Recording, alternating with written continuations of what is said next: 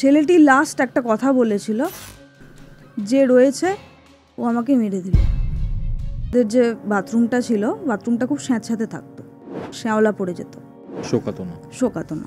এবং অবভিয়াসলি যেহেতু শ্যাওলা পড়ে যেত, নোংরা হয়ে যেত, তো ওরা না নিজেরা পরিষ্কার করতে পারতো না। মানে যতই পরিষ্কার করুক না কেন, কোনো না কোনোভাবে নোংরা থেকেই যেত। তো ওরা ঠিক করেছিল যে একজন জমাদার ডেকে এনে, তো একটি বাচ্চা ছেলে এসেছিল। ছেলেটির বয়স খুব বেশি নয়, 18-র মধ্যেই হবে, ঠিক আছে।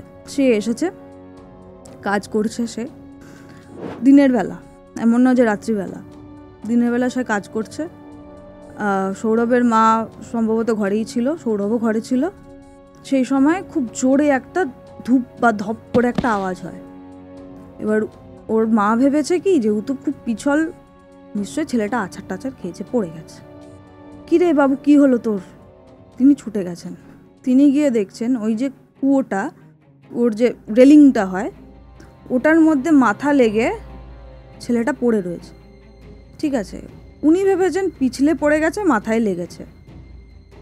উনি ধরতে গেছেন, ছেলেটি কিন্তু তখনও কিছু হয়নি। ছেলেটি কি করছে, মাথাটা ঠুকছে ওর মায়ের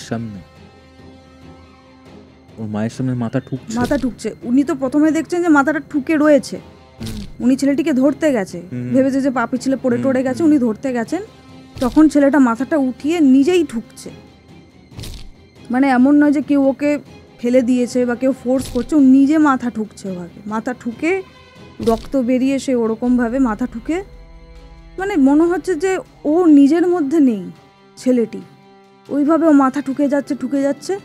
ওর মা কোনোভাবে ওকে ধরেছে, সৌরভকে ডেকেছে, সৌরভ এসেছে, ওকে যখন তুলেছে, ছেলেটি লাস্ট একটা কথা বলেছিল, যে রয়েছে ও আমাকে মেরে দিল। তারপরেই ছেলেটা জ্ঞান হারায় এবং সম্ভবত তখনই সে আর কি, মানে মোটামুটি পুরোপুরি সংজ্ঞাটা হারিয়ে গেছিল।